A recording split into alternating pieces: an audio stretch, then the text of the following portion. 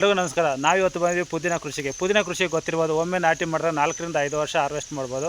ಮತ್ತು 1 ವರ್ಷಕ್ಕೆ 5 ರಿಂದ 6 ಕೊಯ್ಲು ಬರುತ್ತೆ. ಈ ಕೃಷಿನಲ್ಲಿ ವ್ಯವಸಾಯ ಹೇಗೆ, ಕೃಷಿ ಹೇಗೆ ಮತ್ತು ಅದರಲ್ಲಿ ಆದಾಯ ಯಾವ ರೀತಿ ನಾಟಿ ಮಾಡಬೇಕು, ಎಲ್ಲ ಮಾಹಿತಿಗಳು ಹಿರಿಯ ರೈತರು ಇದ್ದಾರೆ, ಅವ್ರ ಮುಖಾಂತರ ತಿಳ್ಕೊಳ್ಳೋಣ. ಈಗ ಪುದೀನ ಬೆಳೆ ಅಂತ ನಾವು ತಗೊಂಡಾಗ ಮೊದಲನೇದಾಗಿ ಬಂದು ಇದು ದೀರ್ಘಕಾಲಿಕವಾದ ಬೆಳೆ. ಅಂದ್ರೆ ಒಂದ್ಸಲ ಹಾಕಿದ್ರೆ ಸುಮಾರು ವರ್ಷಗಳಿರ್ತದಂತದೆ. ಎಷ್ಟು ವರ್ಷ? ಇದು 5 ವರ್ಷ ಗಂಟೆ ಇರ್ತದೆ. ನಾವು ಚೆನ್ನಾಗಿ ಇದಕ್ಕ ಇದು ಮಾಡಬೇಕು, ತಾಕತ್ ಮಾಡ್ಬೇಕಂದ್ರೆ ಮಾಡಬೇಕು. ತಿಪ್ಪೆ ಗೊಬ್ಬರ ಅದು ತಾಕತ್ ಮಾಡಿಬಿಡ್ಬೇಕು. ತಿಪ್ಪೆ ಗೊಬ್ಬರ ಅದು ಚೆಂದಾಗಿ ತಾಕತ್ ಮಾಡಿಬಿಟ್ರೆ ನಾವು 5 ವರ್ಷ ಅದಕ್ಕೆ ನಾವು ಏನು ಬೇರೆ ಬೆಳೆ ಮುಡ್ಗಕ್ಕೆ ಆಗೋದು ಇಲ್ಲ. ಕೊಯ್ಕೊಂಡು ಕೆಲಸ ಮಾಡ್ತಾ ಇರ್ಬೋದು. 5 ವರ್ಷ ಕೆಲಸ ಮಾಡ್ತದೆ. ಇವಾಗ ತಿಪ್ಪೆ ಗೊಬ್ಬರ ಹೇಳಿದ್ರೆ 1 ಎಕರೆ ತಗೊಂಡ್ರೆ ನಾವು ತಿಪ್ಪೆ ಗೊಬ್ಬರ ಎಷ್ಟು ಕೊಡ್ಬೇಕಾಗುತ್ತಣ್ಣ ಒಂದು ಎಕರೆಗೆ? ತಿಪ್ಪೆ ಗೊಬ್ಬರನ ಯಾಕಂದ್ರೆ ಒಂದ್ಸಲ ಕೊಡೋದಲ್ವಾ, ಎಷ್ಟು ಕೊಡ್ಬೇಕಾಗುತ್ತೆ? ನಾವು ಎಷ್ಟು ಕೊಟ್ರೇನು ಬೇಡ ಅನ್ನಲ್ಲ. ಅದು ಭೂಮಿ ತಾಯಿ ಬೇಡ ಅನ್ನಲ್ಲ, ಫಲವತ್ತತೆ ಚೆನ್ನಾಗಿರುತ್ತೆ. ಒಂದು ಅಂದಾಜು ನೀವು ಎಷ್ಟು ಕೊಡ್ಬೋದು? ನಾವು ಅಷ್ಟೇ ಒಂದು ಎಕರೆಕ ಒಂದು 40 ಲೋಡು ಹೊಡೆದ್ ಬಿಡ್ತೀವಿ. 40 ಲೋಡ್ ಅಂದ್ರೆ 40 ಟ್ಯಾಟ್ರಿ ಲೋಡ್. 40 ಟ್ಯಾಕ್ಟ್ರಿ ಹೊಡಿತೀರಾ? ಓಹೋ, ಅಷ್ಟು ಗೊಬ್ಬರ, ಅಷ್ಟು ಪ್ರಮಾಣದಲ್ಲಿ ಗೊಬ್ಬರ ಹೊಡೆದ್ರೇನೆ ನೆಲ ಚೆನ್ನಾಗಿರೋದು. 5 ವರ್ಷ ಇರ್ಬೇಕಲ್ಲ. 5 ವರ್ಷಕ್ಕೆ ಸೇರಿಸಿ ಒಂದೇ ಸಲ ಹೊಡೆದ್ಬಿಡೋದು. ಹೊಡೆದ್ ಬಿಡೋದು. ಈಗ ಚೆನ್ನಾಗಿ ಆಮೇಲೆ ನಾವು ಉಳುಮೆ ಹೆಂಗಿರ್ಬೇಕು? ಉಳುಮೆ ಹೆಂಗಿರ್ಬೇಕು? ಗೊಬ್ಬರ ಉಳುಮೆ ಬಂದು ತುಂಗೆ ಇರಬಾರ್ದು. ಕೊನಾರೆ ತುಂಗೆ ಒಂದು ಇರಬಾರ್ದು. ಏನೋ ಚಿಕ್ಕದಾಗಿ ಕಳೆಗಳು ಬರ್ತವೆ, ಅದು ವರ್ಕೋಬೇಕು. ವರ್ಕೊಂಡು ಆಮೇಲೆ ನಾವು ಗೊಬ್ಬರಗಳು ರೆಸ್ಟು ಕೊಡಬೇಕು. ಮಾಮೂಲಿ ಮೂಟೆ ಗೊಬ್ಬರ. ಮೂಟೆ ಗೊಬ್ಬರ ಒಂದು 2 ಕಿತ ಕೊಡಬೇಕು. 2 ಕಿತ.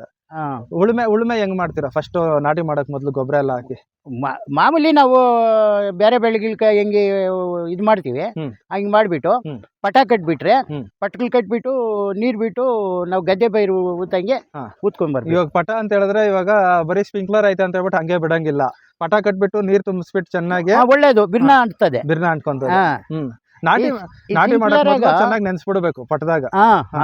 ಆಮೇಲೆ ಸ್ಪ್ರಿಂಕ್ಲರ್ ಆಗ್ಬಿಟ್ರೆ ನಡೀತದೆ. ಸ್ಪ್ರಿಂಕ್ಲರ್ ಆಗ್ಬಿಟ್ರೆ ಆರಾಮಾಗಿ ಒಡ್ಕೊಂಡಿರ್ತವೆ. ಜಲ್ದಿ ಅಂಟ್ತದೆ. ಇವಾಗ ನೀವು ಇಲ್ಲಿ ನೋಡೋದಾದ್ರೆ ಇದೆಲ್ಲ ಒಂದೊಂದು ಪಟಗಳ ಕಟ್ಟಿರೋದು. ನೋಡಿ, ಇದು ಎಲ್ಲ ಪಟ ಕಟ್ಟಿರೋದು. ಇದು ಪಟ ಕಟ್ಟಿ ನೀರ್ ಬಿಟ್ಟು ಊತಿರೋದು. ಸರಿ ಅಣ್ಣ, ಈಗ ನಾವು ಊತ್ಬೇಕು ಅಂತ ಹೇಳಿದ್ರೆ ಇದ್ರದ್ದು ಏನಾದ್ರು ಬೇರೆಗಳು ತಕೊಂಡ್ ಬರ್ಬೇಕಾ? ಇಲ್ಲ, ಬೇರೆ ಏನು ಇಲ್ಲ. ರೆಸ್ಟ್ ಬಲ್ಪ್ ಇರ್ಬೇಕು. ರೆಸ್ಟ್ ಬಲ್ಪ್ ಇದ್ರೆ ಅದು ಅಂಟ್ಕೊಂತದೆ. ಬಿಸಿಲಕ್ಕೂ ಒಣಗ್ದೀರಾ ಅಂಟ್ಕೊಂಡ್ ಬಿಡ್ತದೆ.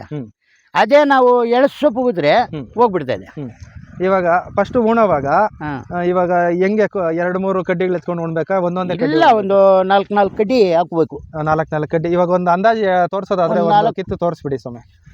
ಒಂದು 4, 5 ನೋಡಿ ಹಿಂಗೆ ಊತ್ರೆ ಆರಾಮಾಗಿ ಅಂಟ್ಕೊಂತದೆ. ಇವಾಗ ಒಂದು ಕುಚ್ಚಿಂದ ಇನ್ನೊಂದು ಕುಚ್ಚಿಗೆ ಎಷ್ಟೆಷ್ಟು ಅಂತರ ಕೊಡ್ತೀರಾ ಉಣೋವಾಗ?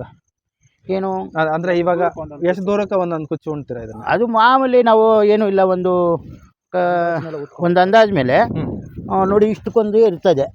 ನೋಡಿ ಹಿಂಗೆ ಉಳ್ತೀವಿ. ತಿರ್ಗಾ ಅದ್ರ ಪಕ್ಕ ನಾವು ನೋಡಿ ಒಂದು ಅರ್ಧ ಅಡಿ ಅಂತರದಲ್ಲಿ ಉಣ್ಕೊಬೇಕು. ಅರ್ಧ ಅಡಿ ಎಷ್ಟು ಕಮ್ಮಿನೇ ಉತ್ಕೋಬಹುದು. ಒಂದು 4 ರಿಂದ 5 ಇಂಚು ಇನ್ನ ಚೆನ್ನಾಗಿರ್ತದೆ. ಚೆನ್ನಾಗಿ ಜಲ್ದಿ ಅಂಟ್ತದೆ. ಸೊಪ್ಪು ಜಲ್ದಿ ಬರ್ತದೆ. ಇವಾಗ ಮೊದಲು ನಾವು ಉಣ್ತೀರಿ. ಉಣ್ದವಾಗ ಎಷ್ಟು ದಿನಕ್ಕೆ ಬರ್ತದೆ ನಮ್ಗ ಒಂದು ಅಂದಾಜು? ಒಂದು 2 ತಿಂಗಳಕ ತಕೊಂತದೆ. ಫಸ್ಟ್ ಬೆಳೆ ಅಂಟ್ಬೇಕಲ್ಲ, ಅದರಿಂದ ಒಂದು 2 ತಿಂಗಳ ತಕೊಂತದೆ. 2 ತಿಂಗಳ. ಆಮೇಲೆ ತಿರ್ಗಾ ನಾವು ಒಂದು 40 ದಿನಕ್ಕೆಲ್ಲ ತಿರ್ಗಾ ಬಂದ್ಬಿಡ್ತದೆ. 40 ದಿನಕ್ಕೆಲ್ಲ ತಿರ್ಗಾ ಬಂದ್ಬಿಡ್ತದೆ. ಇವಾಗ ಫಸ್ಟ್ ಕಟಿಂಗ್ ಮಾತ್ರ 2 ತಿಂಗಳು 2.5 ತಿಂಗಳು ಬೇಕು. ಇಲ್ಲ, 2 ತಿಂಗಳ. 40 ದಿನಕ್ಕೆಲ್ಲ ಇನ್ನೊಂದ್ಸಲ ಚಿಗುರ್ಕೊಂಡು ಅದು ನಾವು ಶಾನ ದಿನ ಬಿಟ್ರೆ ಕೂಡ ಸಾಯಕ್ ಶುರು ಆಗುತ್ತದೆ. ಜಾಸ್ತಿ ದಿನ ಬಿಟ್ರೆ ಒಳಗಡೆ ಹಣ್ಣೆಲೆ ಬಂದು ಸತ್ತೋಗುತ್ತದೆ. ಅದಕ್ಕ ನಾವೇನ್ ಮಾಡ್ಬೇಕು, ಅದು ಜಲ್ದಿ ನಾವು ಕೈ ಇಷ್ಟು ಮಾತ್ರ ಸೊಪ್ಪು ಬಂದ್ಬಿಟ್ರೆ ಅವಾಗ ನಾವು ಕಟಿಂಗ್ ಮಾಡಿಬಿಡ್ಬೇಕು. ಇವಾಗ 1 ವರ್ಷಕ್ಕೆ ತಗೊಂಡ್ರೆ ನಾವು ಎಷ್ಟು ಸರ್ತಿ ಕಟಿಂಗ್ ತಗೋಬೋದಣ್ಣ ಒಂದು ಅಂದಾಜು? ವರ್ಷಕ್ಕೆ ಒಂದು 7 ಬೆಳೆ ತಗೋಬಹುದು. ಇವಾಗ ಸರಿ, ನಾಟಿ ಮಾಡಿದ್ದು ಆಯ್ತು. ಆಮೇಲೆ ಇನ್ನ ಚಿಗುರು ಅದು ಹೊಡ್ಕೊಂಡು ಬರ್ತದೆ. ಆಮೇಲೆ ಗೊಬ್ಬರ ಎಷ್ಟು ದಿನಕ್ಕೆ ಕೊಡ್ಬೇಕಾಗ್ತದೆ? ಸ್ವಲ್ಪ ಚಿಗುರು ಚೆಂದಾಗಿ ಬರಬೇಕು. ನೋಡು, ಇಷ್ಟು ಚಿಗುರು ಬರಬೇಕು. ಒಂದೂವರೆಷ್ಟು ಚಿಗುರು ಹುಟ್ತದೆ ನೋಡಿ. 1.5 ಇಂಚ್ 2 ಇಂಚ್ ಬರ್ಬೇಕು. ಆ ಚಿಗುರು ಹುಟ್ಟುವಾಗ ಹಾಂ. ಸ್ವಲ್ಪ ಮುದ್ದು ನೋಡಿಸ್ಬೇಕು. ಮದ್ದಂದ್ರೆ ಏನು ತೊಂದರೆ ಬರ್ತದೆ ಸ್ವಾಮಿ ಇದಕ್ಕೆ? ಜಾಸ್ತಿ ಹುಳಾಗ ಏನಾದ್ರು ಬೀಳ್ತದ? ಹುಳು ಬೀಳ್ತದೆ. ಹಾಂ. ಅದಕ್ಕೆ ಏನು ಮಾಡ್ಬೇಕಂದ್ರೆ ನಾವು ನೋಡ್ಕೊಂಡು ಚೆಕ್ ಅಂತೇಳಿ ಮುದ್ದು ಹೊಡೆದು ಬಿಟ್ರೆ ಜಲ್ದಿ ಚಿಗುರು ಬರ್ತದೆ. ಜಲ್ದಿ ಚಿಗುರು ಬಂದ್ಬಿಡ್ತದೆ. ಹುಳ ಬೀಳ್ತದೆ. ಅದು ಬಿಟ್ಟರೆ ರೋಗ ಏನಾದರೂ ಬಂದರೆ ಏನು ರೋಗ ಬರ್ತದೆ? ರೋಗ ಅದು ಹಲಸಿನ ರೋಗ ಬರ್ತದೆ. ಅದಕ್ಕೆ ಬೇರೆ ಮದ್ದು ಕೊಡ್ತಾರೆ. ಹಲಸಿನ ರೋಗ ಅಂತ ಹೇಳಿದ್ರೆ ಅವರು ಹೇಳಿದ್ರೆ ಹಿಂಗೆ ಹಲಸೋತಾ ಇದೆ ಅಂತ ಹೇಳಿದ್ರೆ ಅವ್ರು ಏನು ಮಾಡ್ತಾರೆ, ಅದು ಅದ್ರಕ್ಕ ಒಣಗ್ದಂಗೆ ಮದ್ದು ಕೊಡ್ತಾರೆ. ಇದು ತ್ಯಾಮ್ಗಳಕ ಜಾಸ್ತಿ ಆದರೆ ತ್ಯಾಮ ಜಾಸ್ತಿ ಆದರೆ ಅದು ಹಲಸೋಗೋದು. ಇಲ್ದಿರಿದ್ರೆ ಆರಾಮಾಗಿ ಬರ್ತದೆ ಬೆಳೆ. ಇವಾಗ ಒಂದು ಕಟಿಂಗ್ ಗೊಬ್ಬರ, ಮೂಟೆ ಗೊಬ್ಬರ ಒಂದ್ಸಲಿ ಕೊಡ್ಬೇಕಾ 2 ಸಲ ಕೊಡ್ಬೇಕಾ? 2 ಸಲ ಕೊಡಬೇಕು. 2 ಸಲ. ಎಷ್ಟು ದಿನಕ್ಕೆ ಒಂದೊಂದ್ಸಲಿ? ನಾವು ಇವಾಗ ಒಂದು ಚಿಗುರು ಬಂದಿರ್ತದೆ ನೋಡಿ. ಇವಾಗ ಇದ್ರಕ್ಕ ಒಂದು ಅಷ್ಟು ಚಿಗುರು ಬರ್ತಿದೆ, ಒಂದು ಅರ್ಧ ಅಡಿಕೆ ಕಮ್ಮಿ ಇರ್ತದೆ. ಆವಾಗ ಒಂದು ಕಿತ ಕೊಟ್ಬಿಟ್ರೆ ಆ ಚಿಗುರಾಗೆ ಒಂದು ಕಿತ ಕೊಟ್ಬಿಡ್ಬೇಕು. ಆಮೇಲೆ ಒಂದು ಅರ್ಧ ಅಡಿ ಬಂದವಾಗ ಅರ್ಧ ಅಡಿ ಬಂದಮೇಲೆ ಗೊಬ್ಬರ, ಮದ್ದು. ಯಾವ ಗೊಬ್ಬರ ಕೊಡ್ತೀರಾ? ಫಸ್ಟು ಮದ್ದು ಇದು ಗೊಬ್ಬರ ಕೊಟ್ಬಿಡ್ಬೇಕು, ಆಮೇಲೆ ಮದ್ದು ಹೊಡ್ಬಿಡ್ಬೇಕು. ಯಾವ ಗೊಬ್ಬರ ಕೊಡ್ತೀರಾ? ನಾವು 20-20, 16-20 ಯಾವುದಾದ್ರೂ ಒಂದು ಮೂಟೆ ಗೊಬ್ಬರ. ಆಮೇಲೆ ಸ್ವಾಮಿ ಮದ್ದುಗಳು ಅಷ್ಟೇ, ಒಂದ್ಸಲಿ 2 ಸಲ ಮದ್ದು ಹೊಡೆದ್ರೆ 2 ಸಲ ಹೊಡಿಬೇಕು. ಒಂದು ಕಟಿಂಗ್ 2 ಸಲ ಗೊಬ್ಬರ, ಜಲ್ದಿ ಬರ್ತದೆ ಸೊಪ್ಪು. 2 ಸಲ ಗೊಬ್ಬರ 2 ಸಲ ಮದ್ದು ಅಷ್ಟೇ. ಆಮೇಲೆ ಕಟಾವ್ ಬಂದ್ಬಿಡ್ತದೆ.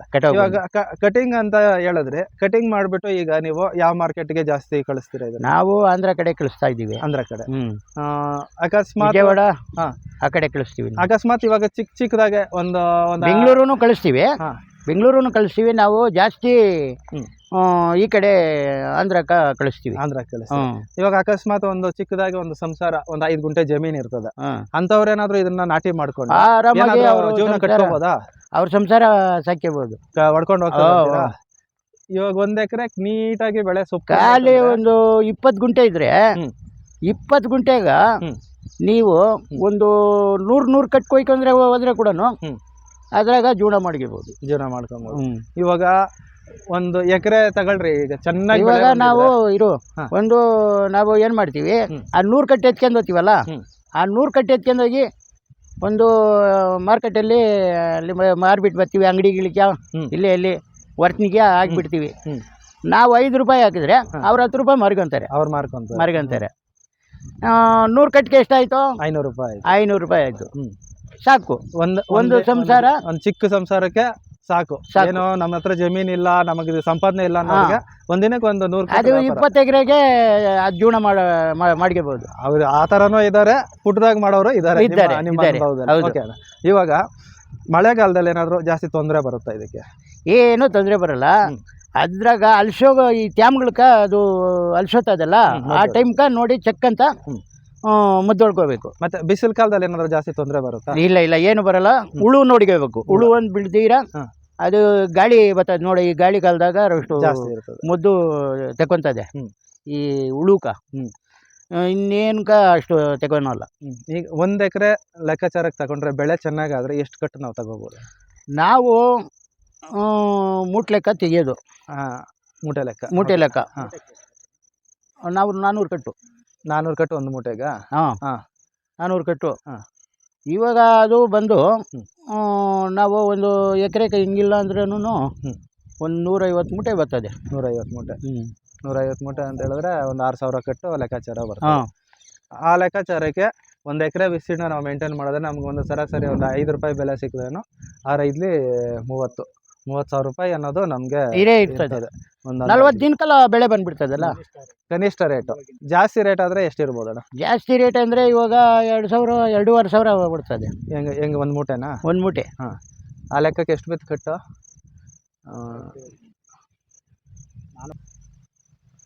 ಅಣ್ಣ ಈಗ ಇಷ್ಟೆಲ್ಲ ಹೇಳಿದ್ರಿ.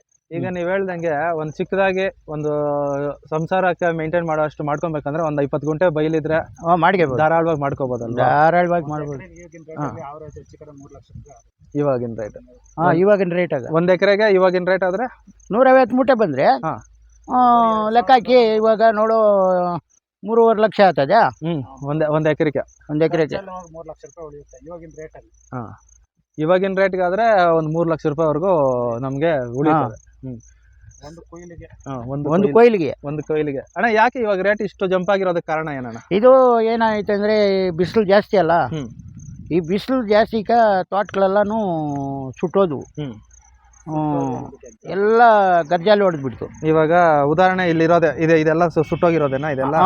ನೋಡಿ ಅದು ಬಿಸಿಲ್ಕ ಅದು ಶಾನ ಇದೇ ಆಗಿ ಈ ಗೊಬ್ಬರಗಳು ಅದು ಜಾಸ್ತಿ ಕೊಡ್ತೀವಲ್ಲ, ಅದೇನಾಗಾಯ್ತು ಆ ಬಿಸಿಲ್ಕ ಏಟಾಗಿರೋದು ನೋಡಿ ಇದು.